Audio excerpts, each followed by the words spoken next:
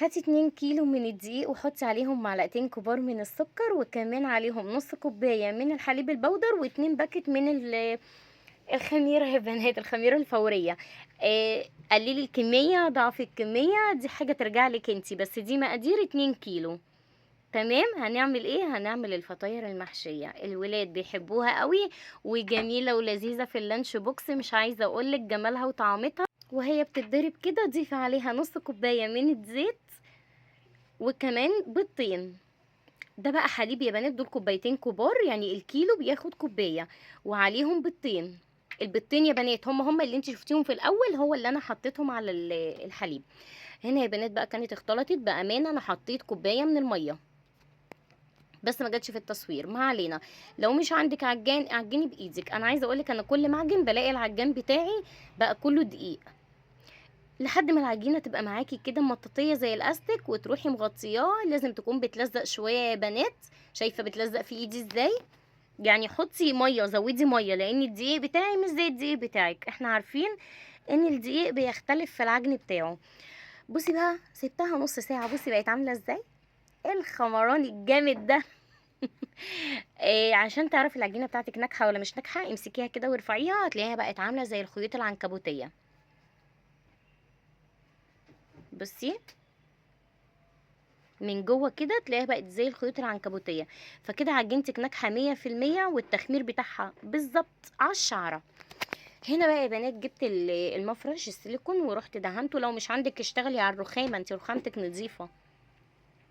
ادي دهنه رشه دقيق، لاني انت كده كده اساسا العجينه طريه، فلو ما اديتيش رشه الدقيق دي هتلزق منك.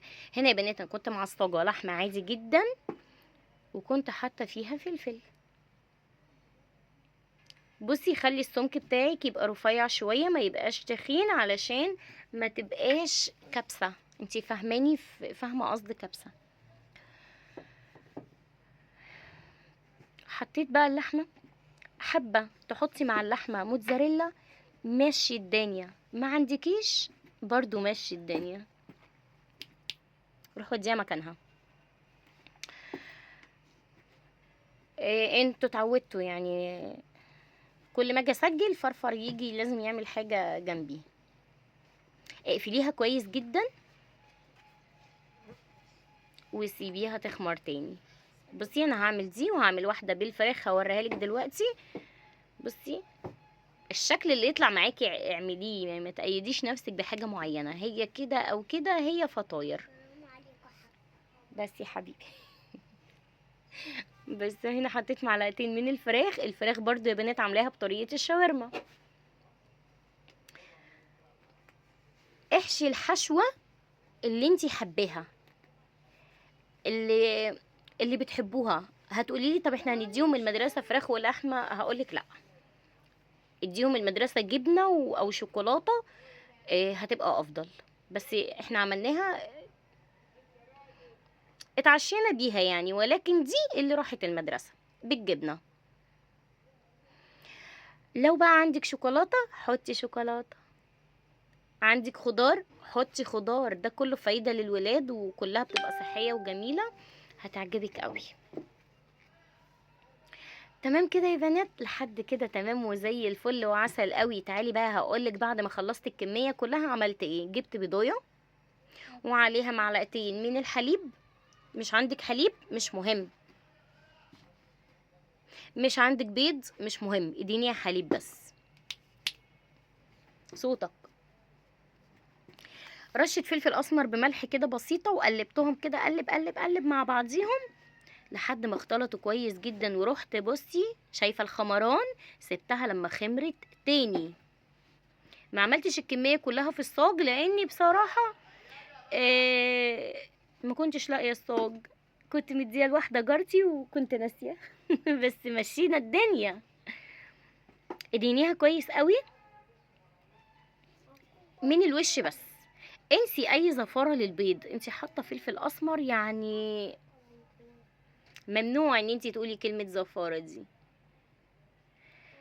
رشيت عليها سمسم، ولو عندك حبه البركه رشي عليها. شايفه خمرت يا بنات وبقت تحفه ازاي، بجد حلوه قوي. بتطلع العجينه هشه يا ابني بتلخبطني يا ابني. العجينة هشة جدا ولذيذة بجد، طعمها حلو قوي. بصي بقى هنا حطيتها على فرن، يعني درجة حرارة بتبقى عالية سيكة، يعني 200 مثلا، درجة حرارة 200، رف أوسط، وتسيبيها لحد ما تاخد اللون ده وطلعيها. واول ما تطلعيها لازم تغطيها، خدتي بالك من الكلمة، لازم تغطيها بقماشة كده طرية، يعني قماشة ما تكونش يعني، عايزة اقول لك ايه، ما يكونش فيها مادة البلاستيك، اللي هي القماشة زي الفوطة كده او ملاية، تستحمل ايه، تستحمل السخونية. بصي من جوه 5 دقايق بالظبط هتلاقيها بقت طرية معاكي ملبن. بصي نفتح واحدة تاني برضو هتطلع بالفراخ. طب انا عايزة اوريكم باللحمة، هفتح لكم باللحمة معاها بقى الكاتشب وسندوتشات الطحينة، ومش عايزة اقولك على الجمال، وكان معاها بقى كده شوية ترشي، ويا سيدي جربي الفطاير دي هتعجبك قوي. عشا بقى غدا زي ما تعمليها اعمليها. دي اللي باللحمة يا بنات. بصي شايفة شكل العجينة من جوه بجد، لا التصوير ظالم الدنيا يعني. يلا اشوفكم على خير يا بنات، ودمتم في رعاية الله سالمين، مع السلامة.